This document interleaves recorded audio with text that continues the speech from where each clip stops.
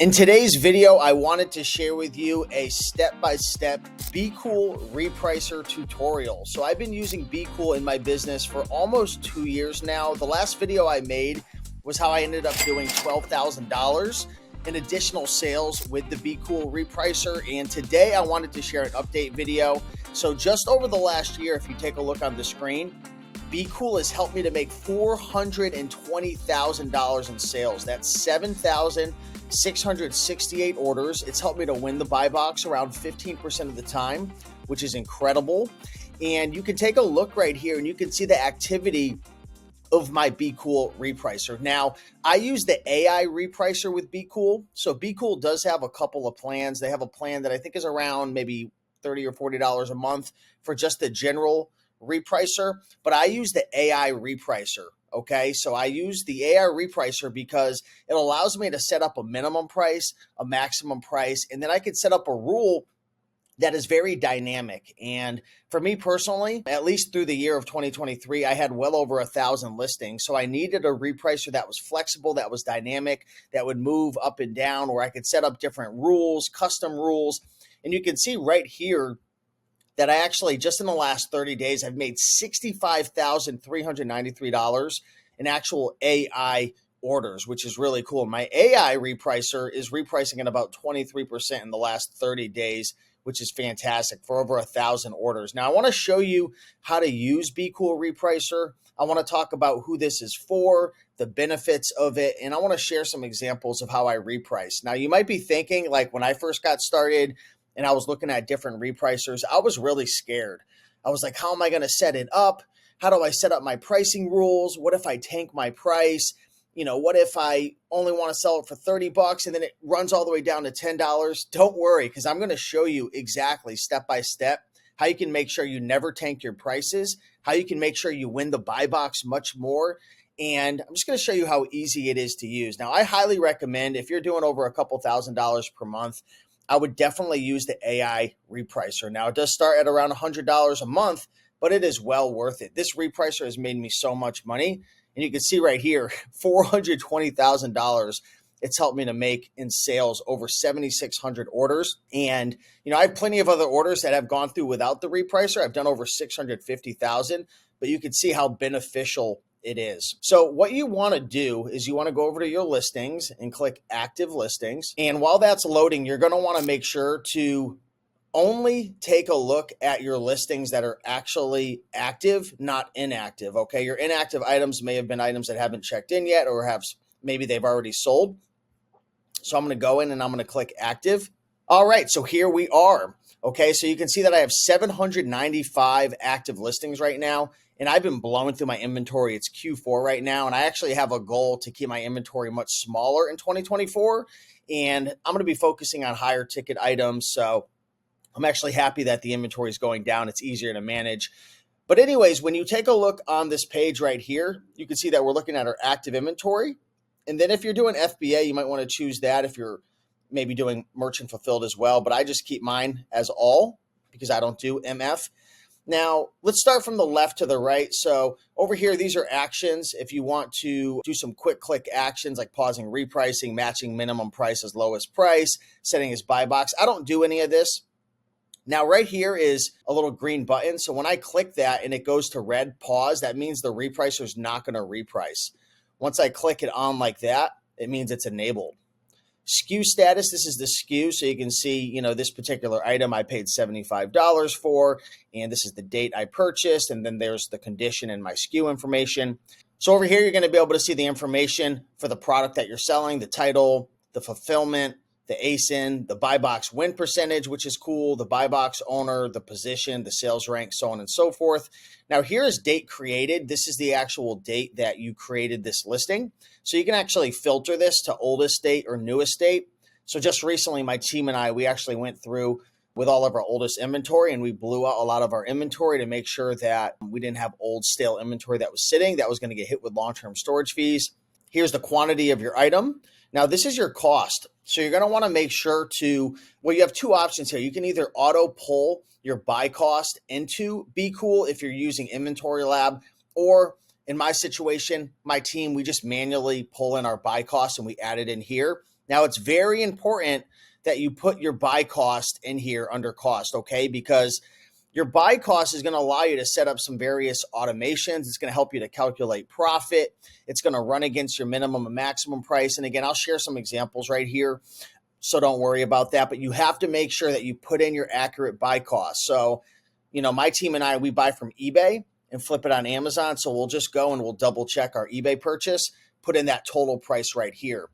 Now, this is where the magic happens, minimum and maximum price. So think of this as like guardrails, or think of it as like a protection parameter. So in a sense, whatever your minimum price is and your maximum price is, as long as you're just using traditional rules such as AI boost, equalizer, grow profit, all of these except a custom rule, which we'll talk about as well. Those are called conditional repricing rules.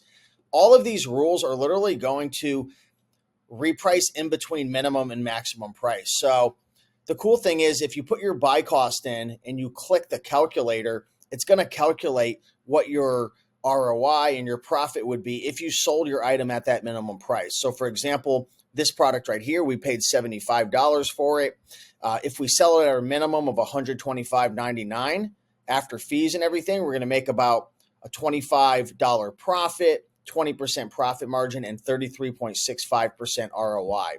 Now, this is the max price. This is the highest the repricer will reprice. So think about it like this. You've got your lowest price, you got your highest price. Your repricer could only go in between that as long as you don't set up a custom conditional rule, which is essentially a rule that says, hey, we're going to allow the minimum price to go lower than what it is or the maximum price to go higher. Now, I actually stopped doing that. I don't recommend doing that, at least in the beginning.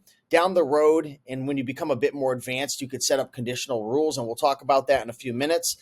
But essentially, you want to choose a rule. Now, they've added a bunch of different rules.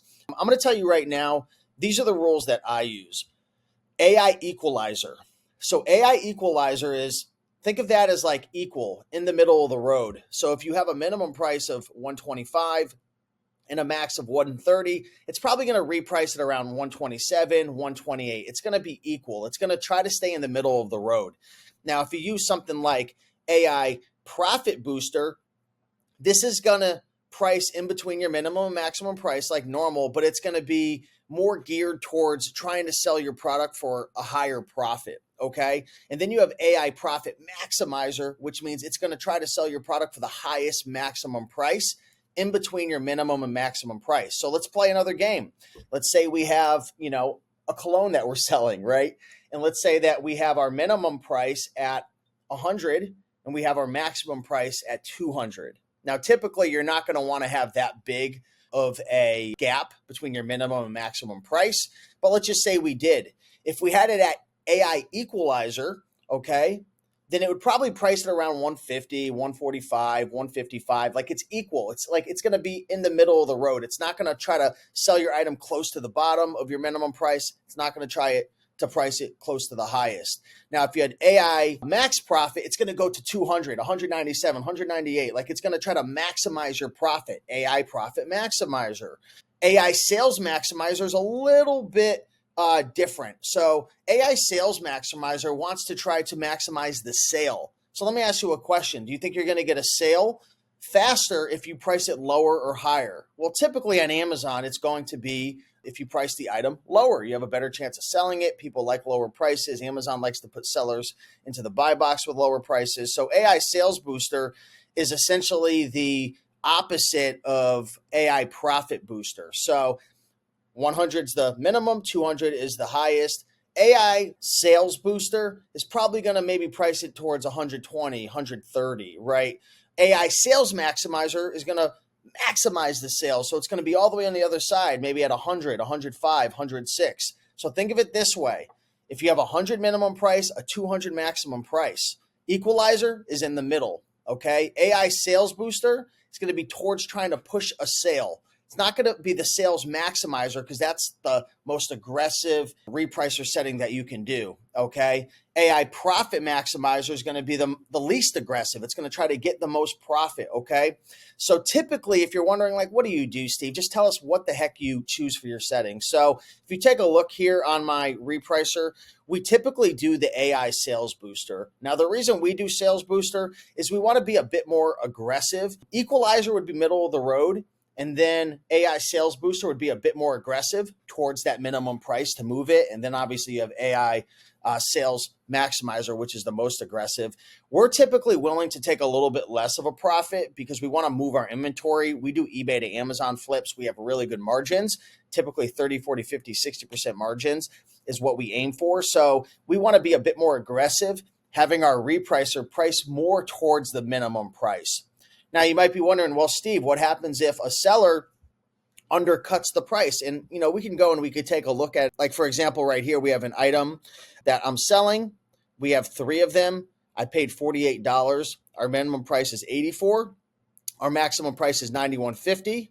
We have AI sales booster. So you just have to essentially put in your buy cost, your minimum price, your maximum price, choose your setting. So if you're brand new, I would say AI sales booster or equalizer. If you have insane margins, you're willing to wait, or maybe you're just not in a rush to sell items. Maybe if you're going to thrift stores and stuff and you're like, Steve, I'm okay to wait 2-3 months. For me, in my online arbitrage, eBay to Amazon business, I want to sell stuff in 30 days or less. So I'm a bit more aggressive, but maybe you want to wait. Maybe go for equalizer, or maybe go for profit booster. That's the next step up from equalizer. Maybe go for one of those two. And then you have your list price. So you actually have to choose what you want your price to be listed at, and then you let your repricer rip. So you can see right here, the minimum price is $81.49. So this is a great example right here of this item. If you take a look, so you can see the rank of the item is 27. I paid $48. My minimum price is $84 and my max is $91.50. Now, look, somebody undercutted me at $81.49. So what I want to do is I want to open up my repricer a little bit. So maybe I want to open up my repricer to $77.99. Now, I'm curious, if I sell it for $77.99, what are my margins going to be? Well, I'm going to make $11 profit. My ROI is going to drop to $24.35. Now, let's just say I want to maybe drop my max to $84.99. And if you're wondering, why don't I just put my max at 1,000 and let it rip upwards if it catches fire? Well, you have to worry about high pricing errors. So I try to keep it realistic. So typically, say my target price is 80. Usually I'll put it anywhere from a couple percent, even to 10% lower than my list price for my minimum, just to give my minimum some room to be able to go down if someone undercuts me. And then I'll put my max typically about 10 to 20% higher. It just depends on the item, what I've sold it for. Is it seasonal, so on and so forth. So in a situation like this where I have 3 quantity, maybe I don't want to put it that low. Maybe I'll put my minimum price at $78.99 because then I'll be able to keep, my margin is still only 26%. So it's a little lower than I would like. So one thing that you could do is you can also click into the ASIN right here, go take a look at the listing and see, who's selling it, right? Is it, FBA? Is it FBM? Which you actually could see right here. You can see who's winning the buy box. Okay. So you can actually take a look here and see, is it an FBA, is it an FBM? But you could study seller amp. So you can study to see, is it just one person? Is it an outlier? Are they going to sell? Are they going to be gone? Because you don't want to undercut all your products and put your minimum so low to chase the outliers or the people who are pricing items kind of silly. So you got to be careful with that. But that's essentially it. When you're using Bqool, that's how you want to do it. You're going to want to come into your listings, make sure you go to active, make sure that you typically sort to the newest state created, and then set your buy cost, your minimum price, your maximum price, set up your rule, put in your price plus shipping, which is, if you're doing FBA, it's just your price. Okay, so that's going to be your list price. And then sometimes it's going to have you click this little button right here, this little reload button. And then you have to make sure this is green and your repricer will be working. So there's a lot of other features and different things you can do with this. I talked about conditional repricing.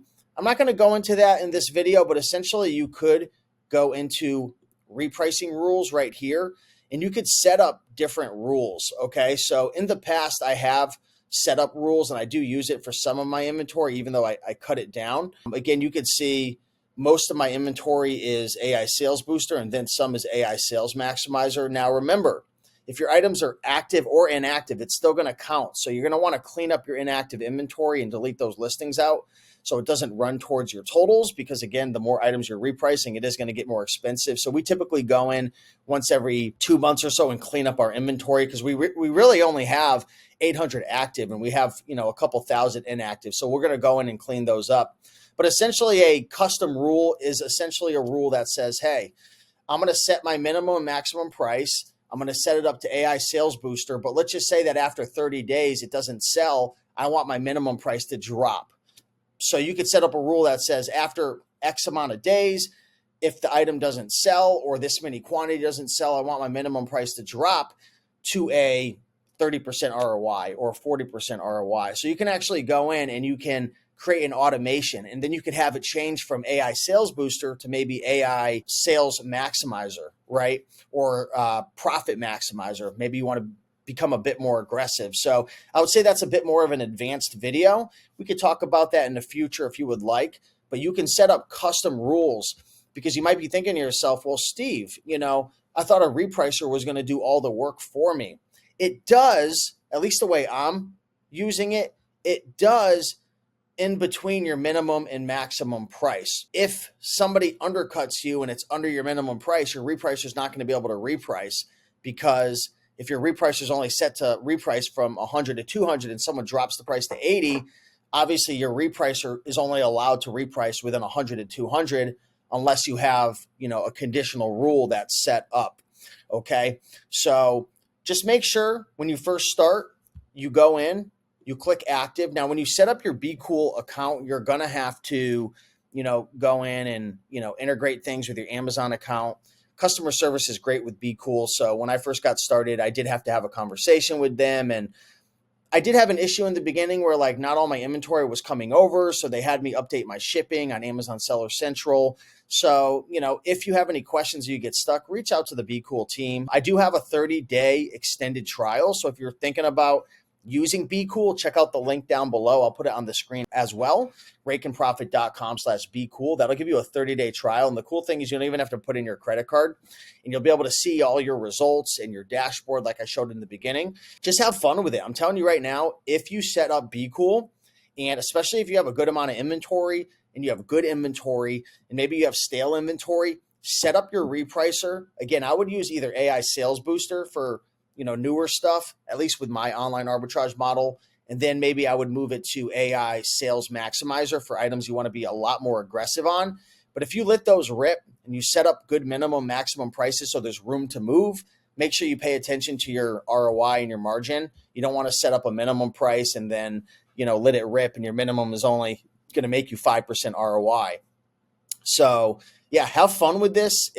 I'll tell you, you're going to have your best sales month ever when you first set up Bqool. Every single person I've taught, including myself, when I first learned how to do this, I literally had my best 2 to 3 months. And then over time, things are going to level out and you're going to level up, because now you have this, this robot in a sense that's repricing for you, and it's manipulating the prices and it's moving it around and it's competing and it's changing prices and it's doing everything it can to help you to win the buy box, which is the magic sauce when it comes to selling on Amazon. So yeah, there's a lot more with this, software. You can go in and check out reports and bulk uploading and price history, and, you can upload files and do a bunch of different things and set up automations. I would say for 95% of you guys, including myself, just set up your rule, set up a strong, solid min-max price.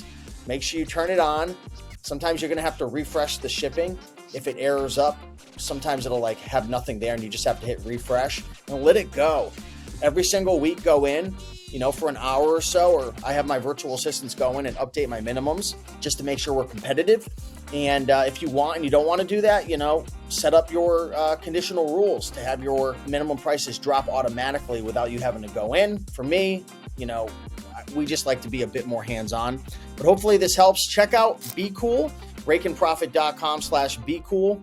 Use the 30-day trial. If you have any questions, please drop a comment down below. But with that being said, much love and appreciate you guys. Bye-bye.